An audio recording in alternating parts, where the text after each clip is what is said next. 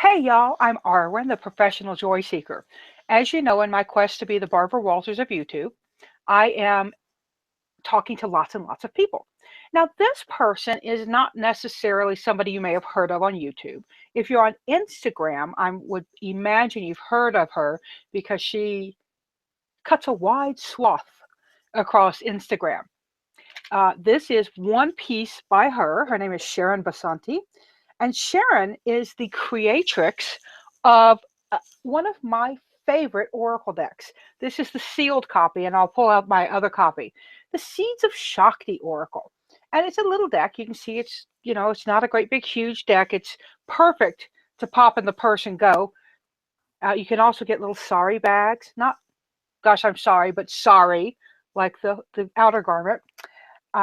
And she also has wonderful statues. This is one of my new Ganesh. Yay! I'm keeping him in here, y'all, because I haven't taken him out and done work with him that I would like to do. But I really want you to say hello and howdy to Sharron Basanti. Sharon, welcome to my channel. Hi, Arwen. So tell me a little bit about the Seeds of Shakti Oracle. I mean, let's just dive into it.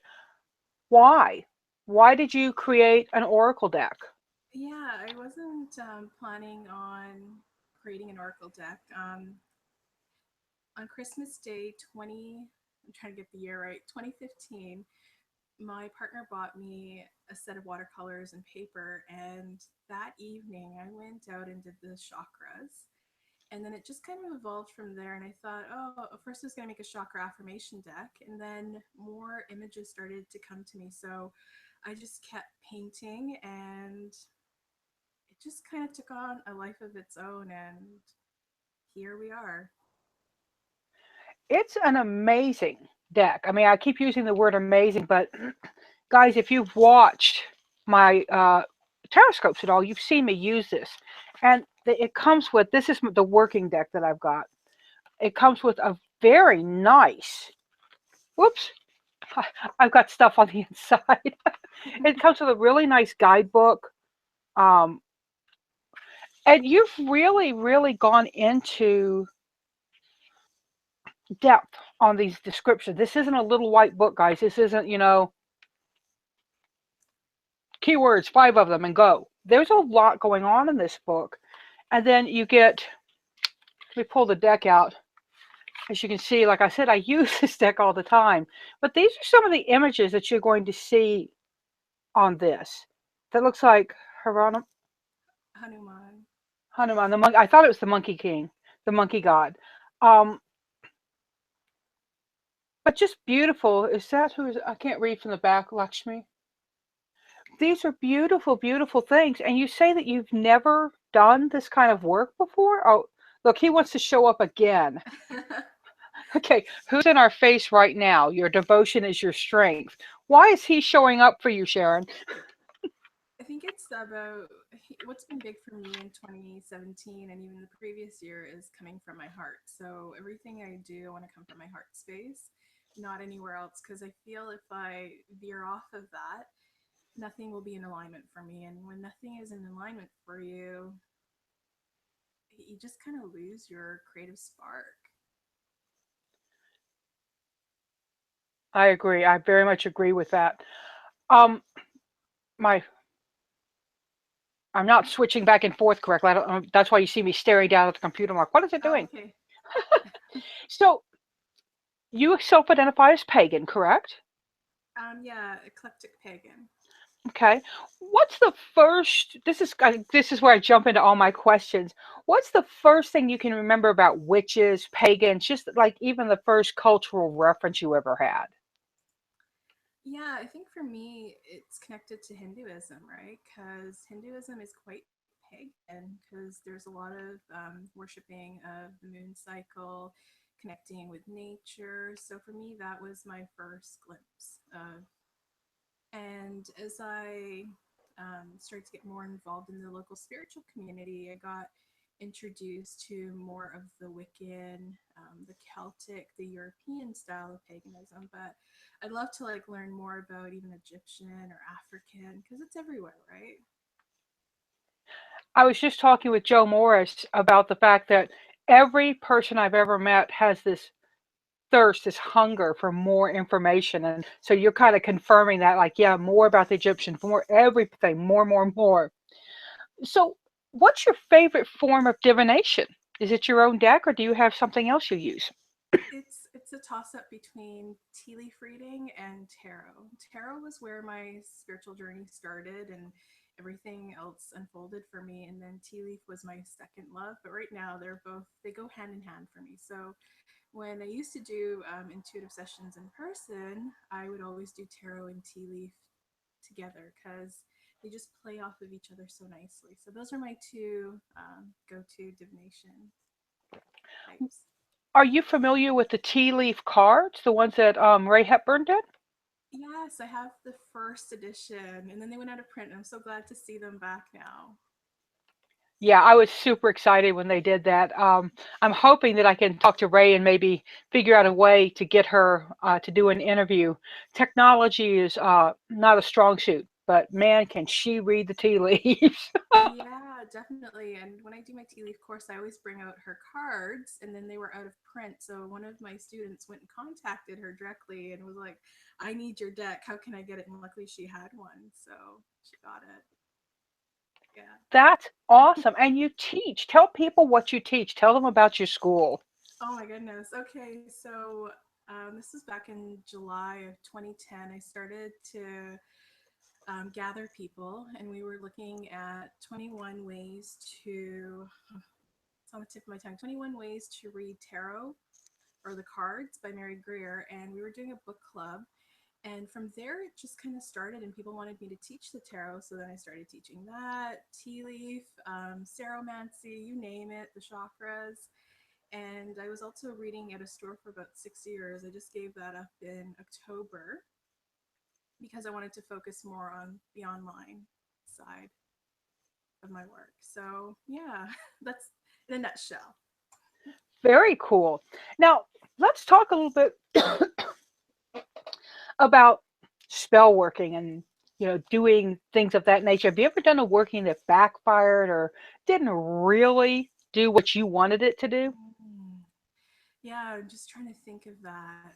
Yeah, there's been times where I've put out an intention because that is very much like spell work, right? Sometimes you can just put out the intention, but spell work has more of a ritualistic connection. So yeah, there's been times where it's done what I wasn't expecting it to, but I always feel you're gonna end up where you're meant to, you know? So if that didn't work out, I was okay with it. Just go with the flow. Very good answer. Sometimes there's a Garth Brooks song called "I Thank God for Unanswered Prayers." And it talks about seeing an old high school flame when he's with his wife and realizing how wrong she would have been, even though he prayed to God that she would go out with Uh, him. So that's one of my favorite songs because of that. Now, yeah. here's a question I ask, and it tends to be a Southwest American question. So Sharon's up in Canada, y'all. So I'm going to ask you, and you can say, I don't know, or pass. Okay. Red sauce or green sauce? Are we talking about like tomatillos or something? Yes, like on your enchiladas. Oh, okay. I'd probably go with green. Good choice. That's my favorite. Now, in your belief system, is there an afterlife? Yes, most definitely. I've always believed in an afterlife, and I've had experiences with spirit. So for me, it's not a question of whether it exists. It does exist. Very cool. And I have to do a segue because I'm looking at the feathers behind you. Do you have a blue and gold macaw feather in that No, they're from batch? they're from a local bird sanctuary, and I was holding a singing bowl meditation, and one of the people that came up to me and she presented it to me as a gift. So I've just added it into the little Yeah, flower pot there. it's a beautiful. I love your backdrop. It's just so pretty. Did you paint that peahen or peacock? No, I found it at a thrift store. So everything that I get is secondhand because I'm a big environmental freak too. So You uh, found that at a thrift store? Oh, Yeah, and can you believe how jealous. much I got it for? Ah, $50. I lugged it in my car, and I got it home. It's pretty heavy. It's Yeah, and the peacock is one of my animal totems, so I had to have she's just beautiful. Oh, it looks like a male. It looks like a, it. It doesn't look like is, a yeah. peahen to me. So No. beautiful. Let's look. Okay, deserted island time. Okay. You have you can grab 5 magical tools, but 5 only. What do you grab? I would grab a piece of labradorite, a singing bowl, a drum. Okay, I got two more. Hey, so tarot deck, obviously, and some candles. Oh, good. What tarot deck do you love? What's your favorite? Um, I love the Rider Waite and I love the Wild Unknown. So it would be a toss up between that. I don't know what I would do. Maybe I'd take half of the deck from the Wild Unknown, half of it from Rider Waite or something. Blasphemer! You'd mix decks. No, I actually think I think that's such a cool idea, and uh, I've done readings where I do like for 2 people. I'll do a deck for one person, a deck for the other, and then a deck for them as a couple. Of course, Wow. we end up with tarot everywhere, but what's not to love? That's a great little method. I love that. It's a lot of fun. It's you everybody needs to have some time available because it does take some time. Yeah. What herbs are a must-have in your altar and in your kitchen? Let's just limit it to 3, so double duty. Okay, three. Bay leaves, cinnamon sticks, and cloves. Mm. You're the second person that's mentioned cloves. I don't work with cloves as much, but I'm going to have to start looking at them a little more because everybody's really, that's 2 now. So, Yeah, they're really good. I guess that comes from my grandma. Like she always added cloves to everything when she cooked. So mhm. it's so cleansing for me. It's like my sage. Sometimes one of my aunts actually used to burn a piece of clove on the stove top when she wanted to cleanse. So it's a Very good me thing. nice. Now, how do you intentionally honor or care for your deity if you have a specific deity or just deity in general that you work with? Yeah, I work with the god and goddess, and then I work with several different gods and goddesses, in particular Hindu ones. So I usually have an altar. It's up in my office right now, and I just go to it and I do little offerings of flowers, sometimes of herbs, just anything that's really calling to me. And I just make that offering and I do a little like intention setting, and that's it. It's pretty simple for me. And I think that simple is good because that means we can keep doing it. Sometimes people get really Mhm. elaborate. Yeah. And when you have, 30, 45-minute rituals that you want to do every day, time becomes an issue. It does. It does. I'm just gonna see. I think I took a picture this morning of one because I was gonna post it on Instagram later. But let me just see if I can find it. So I don't know if you can see that. It's of Ganesh with just a flower, Ganesha. Yes, I do see now. Yeah. So I have Beautiful. a few Y'all, different around the home, and I just go to them and connect with them and make a little offering. And and I think that's important. I think, even if you just in your mind or out loud say, thank you, God and Goddess, for today. Anchor yourself in that. Molly Roberts talked about her daily practices when she was a guest on she does a show called Her Speak, and she's an amazing. She's got this really wonderful, sexy voice. I tell her I'm crushing on her voice all the time. Um, but she talks about how she does it every morning. It's like how she starts her day. yeah, definitely. It's part of your lifestyle, right? It's not that you do it just when it's a spring equinox like today. It's an everyday thing for sure.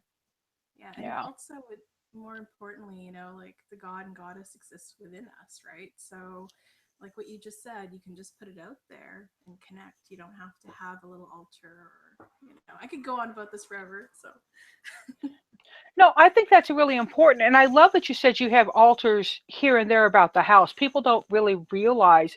I was talking with somebody I'm taking a meditation class that's yoga and meditation combined.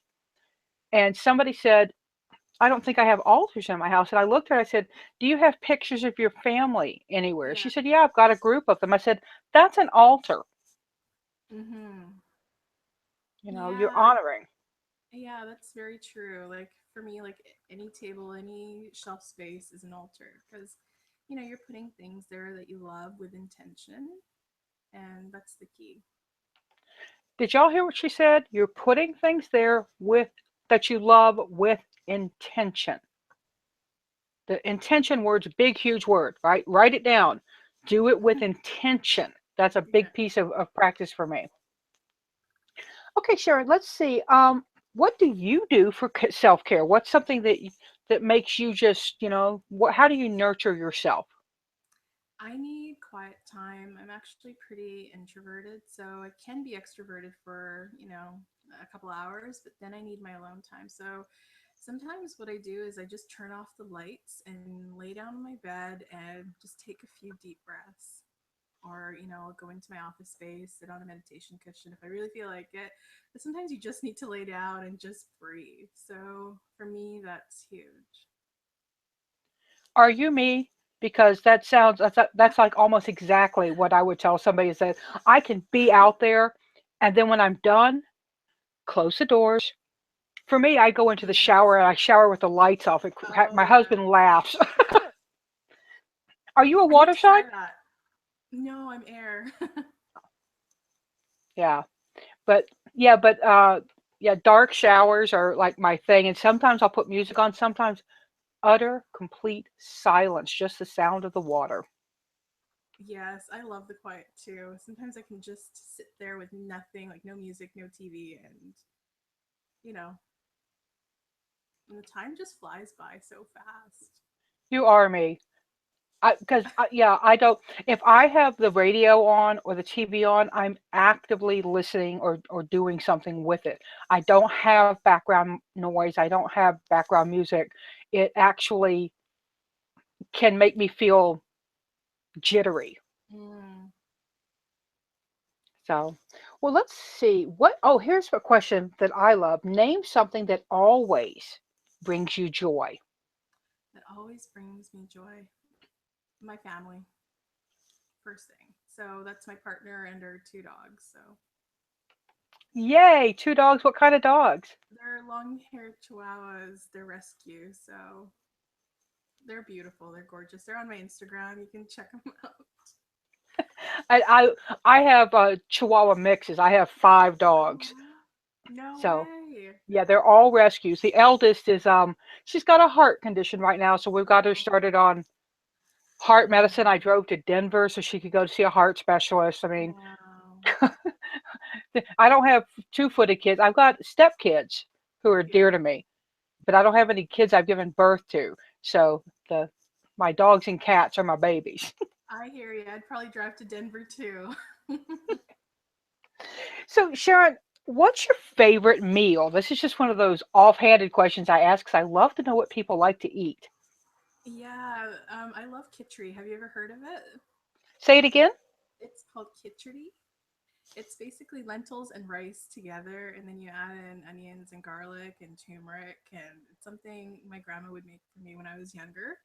And I make it like once a week. It's really nice. It's cleansing, and it's like the perfect meal. Yum. I may have to get you to send me a recipe. A friend of mine taught me how to make dal, and she made it with Oh, black-eyed yeah. peas. Oh, yes, yes.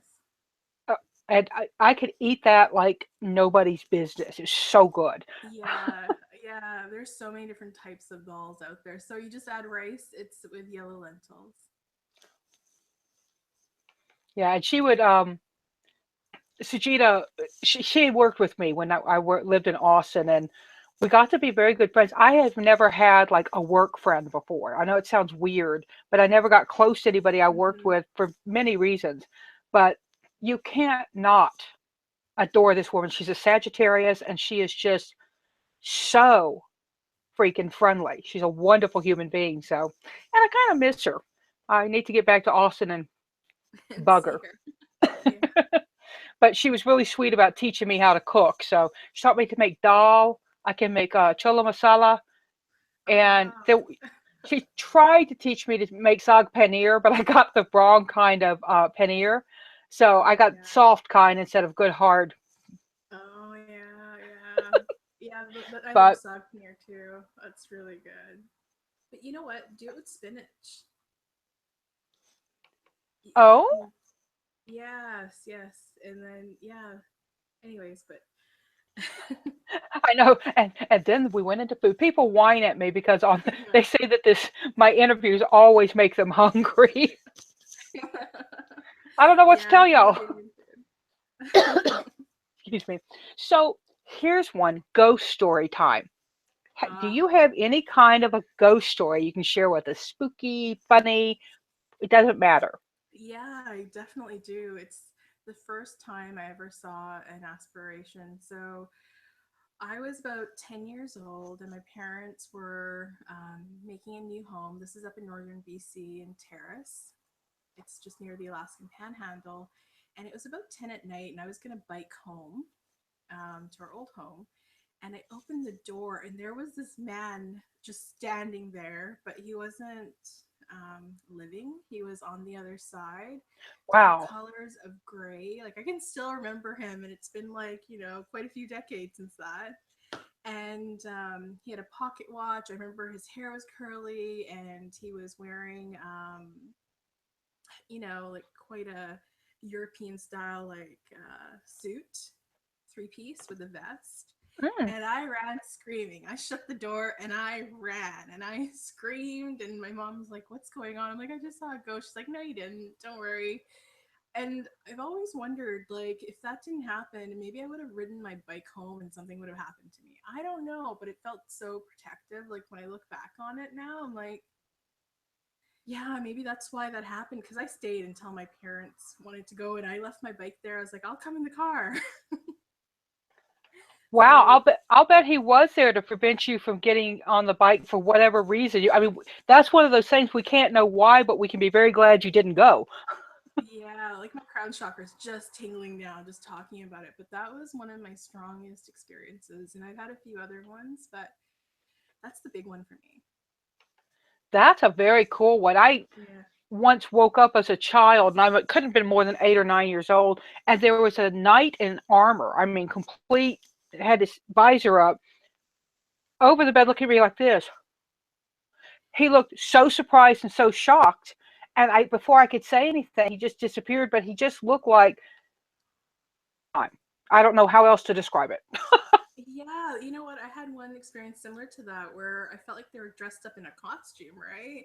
But mine was like dressed up like a bandit with like a handkerchief over his face. And I opened my eyes again and he was gone. This is like maybe about 6, 7 years ago. Oh wow. But I heard that sometimes our guides or spirits on the other side they dress up because they don't really want us to know who's there. So I don't know. It's just food for thought. That's a very cool idea. I've never even thought about that.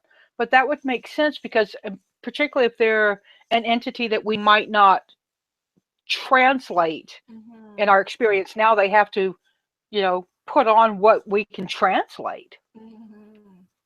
Yeah, yeah. So let me ask you this. We've got one more question, but before we get to that, what else do you have on your creative table for us? Can we hope for more? Maybe a Seeds of Shiva deck? I mean, I know, I know. I've been thinking about it a lot lately, and I'm like all over the place, Darwin. I'm just being honest with you. I'm all over the place. One minute I'm like, yeah, I'll do the Seeds of Shiva. Then I'm like, no, I'll do the tarot deck. Can I show you two images from the tarot deck? please, please. Out of the drawer. So this is going to be the Strength card, and it's inspired by Durga. I was gonna say Durga's Tiger, Yes. yeah. Yes, this is her Bahana. And basically, what I'm thinking about doing, or actually I'm going to do, is a tarot deck based on the animals that are the carriers of the different deities. So yes, this is for this is a water buffalo, and he is going to be the death card, and he represents Yama, the Ooh. god of death. So that's his Vahana. Now, who would the rat be? That's Ganesha. Yeah. Yes. And that's the card that I'm actually thinking of working on next. That'll be the devil card because I see a lotus and I see the rat coming out of the lotus and maybe holding, a coin or a laddu, which is an Indian sweet. And for me, people might go, well, how does Ganesha connect with the devil? Well, he helps you break through those obstacles so you can, release all that blockage in your third eye and move forward. Because that's when we end up in that devil energy when we're blocked, you I know? love that, Sharon. That resonates with me. Um, as I've been working more and more with Ganesha, and I don't do a lot of serious work yet. I'm in my information gathering phase. I've got three statues. Let me grab him. My friend Suchita, when I went to her house, she showed me her um, altars, and then she gave me this little Ganesh. Oh, he's so sweet. She said that in her family, in her, I don't know if it's her in her faith or not. I don't know. She's Hindi or Hindu. She's both. Um, but she said that when somebody came to their house, they gave a Ganesh as a gift, and he's very special to me. Yeah, yeah. He's the first Hindu god that I really connected with. And he came to me in a meditation and I kept hearing the word Gamesh, Gamesh, and I was like, who the heck is Gamesh? And then about 2 years later, I opened up a little sanctuary where I was teaching my classes, and I called it the Ganesh Sanctuary. And that's when I had my aha moment because sometimes they come into our life and we just don't realize them, right? But Ganesha is so powerful. How's your experience been working with him? Um, I have a little tiny pewter Ganesh that I've had for easy 20 years. And I Mm-hmm. don't even remember when I bought him or why. But Mm-hmm. he always travels with me. He's my travel god. He goes in the car with me. And I had a rhino that I can't find the Gotcha. rhino. But the rhino and Ganesh, for whatever reason, were my two travel um, charms at that point in my life. But I find him to be gentle, but very insistent. If I'm not Yes. paying attention, there's just like a push, just like a slight nudge that happens. Yeah, definitely. He is like that. And he's kind of relentless, in my experience. If you don't get it, he's just going to keep making you like see it. Sometimes he'll put blocks in your way just to help you get rid of the other block, if that makes sense. It does make sense. It makes a lot of sense because then and it's just like if you've ever been you've been a teacher, but a teacher who finds somebody who can't learn something, Oh, set yeah. them to a different task, and their brain will work in the background on that other task, and they'll come back to it. Yeah, very true. So let me ask you my very last question. I'm so grateful to you for giving me your time and energy for this interview. What I need to know is what is your best advice to someone who's just starting out on a Okay. magical path, Wow, that's a loaded question. right? Yeah, that's a really big question. I would say I find a lot of times people are so hungry for the knowledge that they almost go into overload with it. So, my piece of advice would be to go slow and really experience it. So, if you're looking at, connecting with crystals, don't just go out and spend a ton of money and buy like hundreds of crystals. Why not just work with one, until you feel ready to buy another one and really understand its energy, then move on. So I just find people really want to fast track it. That's why there's all these like different courses out there where you can get certificates, right? it's really about living the spiritual way and experiencing it. So I would say experience it, slow down. Um, it'll all come in time. And, like I've been on my path for since I was a teenager. Now I'm in my, oh my gosh, I'm in my 30s. But, I still don't feel like I know everything. And I'll probably be sitting here like when I'm 70 going, it never ends. There's always more. So slow down, enjoy it. Beautiful. And I'm 56, and that's a lesson that I learned about don't push the river, and focus and really absorb. It's like if you're going to eat a peach, eat the peach. Don't think Totally. about the bite of cottage cheese that's coming next or whatever. Eat the peach and be there. Yeah, and just to take your analogy of the peach a little further, it's like, if you enjoy that one peach, you're gonna just love it. But if you eat like a whole crate of peaches, you're never gonna want to look at another peach again. Right? That's a Yeah. very good, I love that. Now, what I say when I tell people goodbye is seek joy, y'all. Do you have something that you tell people as you're signing off? Yeah, it's love and blessings. Beautiful. So, everybody, Yeah. this was Shakti Basanti of the Seeds of Shakti Oracle, the School of Gypsy Arts. And I'll put a lot of links down there, but her Instagram, even if you don't have an Instagram account, make one so you can follow her. She's got beautiful stuff on there. But Sharon, thank you so much for joining me. Have a great day. Yes, you too, Arwen. Bye. Bye.